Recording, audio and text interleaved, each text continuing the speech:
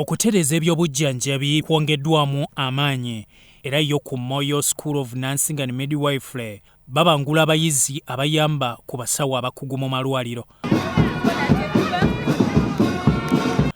Minisita Robinah Nabbanja afulumizza abakuguse 421 ng'ettendekero lyatandikibwawo Minisita Joyce Kaduchu w'ebyenjigiriza ebisookerwako ate era omubaka omukyalo wa Omunnyo District.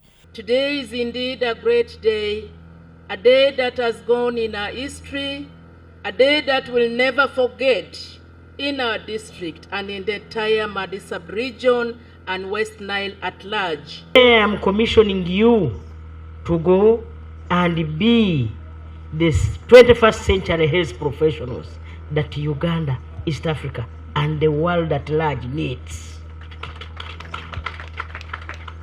Minisita Nabbanja atendereza Minisita Kaduchu n'ategeeza nti amuyigiddeko era ekakumiro gy'akiikirira ettendekero alireeta. Today I also declare that I'm going to do the same in Kakumiro. You know, I've been in other businesses, but today when I see you graduate 421 Ugandans, it's a big achievement to our country. I am going to follow your steps. William Anyama, ssentebe wa RC Yokutane Moyo, asiimye bannayuganda basiga ensimbi mu byenjigiriza n'ebyobulamu. Prime Minister, I want to thank His Excellency President Yoweri Kaguta Museveni for appointing the best Prime Minister of our generation. We have seen your work. We are proud of you. You are focused, result-oriented, mobilizer, the Majegere. Congratulations, and we are very grateful. Government yazimbye akatale e Moyo akalimu emidala 188 okuyamba ku bantu okugaziya ku nnyingiza mu maka nga nako kaguddwawo nga bakolera mu kifo ekitegekeddwa.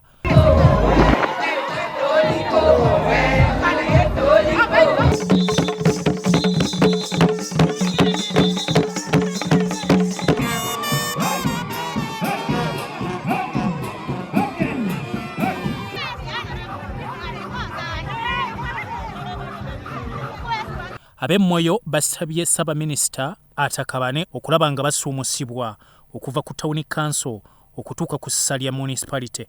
Omunnyo is older than its mother Uganda. Omunnyo became a district before Uganda became independent. Omunnyo district was a town council even at Uganda's independence. It is the only town council in Uganda that has remained a town council. All the agencies are now cities and municipalities. We are kindly requesting. Bikunganyiziddwa ekitongole ky'amawulire ekya Sorot TV.